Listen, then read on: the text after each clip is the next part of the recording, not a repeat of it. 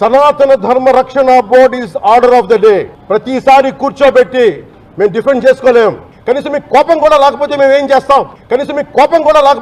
చేస్తాం? ఆంధ్ర అనే భావన లేదు ఆంధ్ర వాళ్ళకి. ఎప్పుడు ఆంధ్ర భావన వస్తో తెలియదు. నా కులం ప్రాతిపాదిక సరే కొంతకాలం వరకు జరిగింది. 2019 తర్వాత కులం కూడా పోయింది. ఇప్పుడు సొంత కులాన్ని కూడా వెనకేసుకురావట్లా.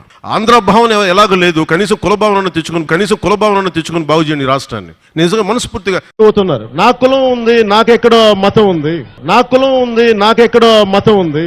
నా కూతురు క్రిస్టియన్ అబ్బా, నా కూతురు తల్లి తన మతాచారం ప్రకారం నా కూతుర్ని రష్యన్ ఆర్థడాక్స్ చర్చ్ లో బాప్టైజ్ చేయిస్తానంటే సంతోషంగా చేయించమని. మా నాన్న ఎలాంటి వాడంటే, మా నాయనమ్మ దీపారాధన వెలిగిస్తే దీపారాధనలో సిగరెట్ వెలిగించిన దేవుడు లేడు దెయ్యం లేదనే వ్యక్తిమత మా నాన్న. ఎందుకంటే ఇది ఆడేది కొద్దిమంది రాజకీయ నాయకులు వాళ్ళు కూడా ఎక్కువ మంది ఆడేది కూడా హిందువులే. చెప్తున్నారు అసలు ఇలాంటి గొడవలు పెట్టింది హిందూ నాయకులు తప్ప మిగతా నాయకులు చేయరు. అసలు రాదు వాళ్ళకి.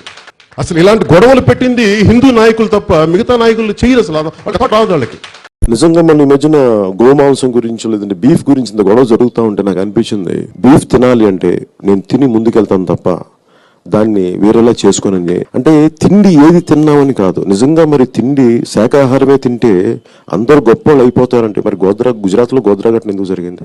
నాకు ఎందుకు జీసస్ క్రైస్ట్ ఇష్టమో చెప్తాను. ఒకసారి ఇక్కడ నా డైరీలో రాసుకున్నాను. నా పెద్ద కొడుకు పడిపోయాడు. వాడు ఇంత వయసు అప్పుడు పడిపోతే వాడు మోకాళ్ళకి రక్తం వచ్చింది. వస్తే నాకు మోకాళ్ళు నొప్పి వచ్చేసినాయి. నాకు అప్పుడు నాకు గుర్తొచ్చింది మేరీ మాత గుర్తొచ్చింది. నాకు ఇష్టమైన ఎర్నెస్టో చే గెవేరా పుట్టినరోజు. రాజకీయాల స్ఫూర్తిని, పోరాట స్ఫూర్తిని తెలియజేసిన మహానుభావుల్లో ఎర్నెస్టో చే గెవేరా అతను నాకు స్ఫూర్తి. ఇప్పుడు మీరు చెప్పిన నా గడ్డం పెంచుకుంటే నాకు నిజంగా ఆనందిస్తుంది. నేను నిజంగా ఇది మనస్ఫూర్తిగా పెట్టుకున్నాను. ఇది నాకు ఇష్టంతో పెట్టుకున్నాను. జై భీమ్ అనే పదం ప్రతి ఒక్కరూ సమానం అని చెప్పేది ఆ జై భీమ్ అనే నినాదం. జై భీమ్ అనే నినాదాన్ని మనస్ఫూర్తిగా నాకు వ్యక్తిగతంగా రాజకీయాల్లోకి రాకముందు నుంచి, సినిమాలోకి రాకముందు నుంచి డాక్టర్ బాబాసాహెబ్ అంబేద్కర్ ఆశయాలను అర్థం చేసుకున్న వాడిని, చదివిన వాడిని, ఈ సోషల్ బ్యాక్వర్డ్నెస్ ని ఇవన్నీ ముందుకు తీసుకెళ్లిన మహానుభావులు.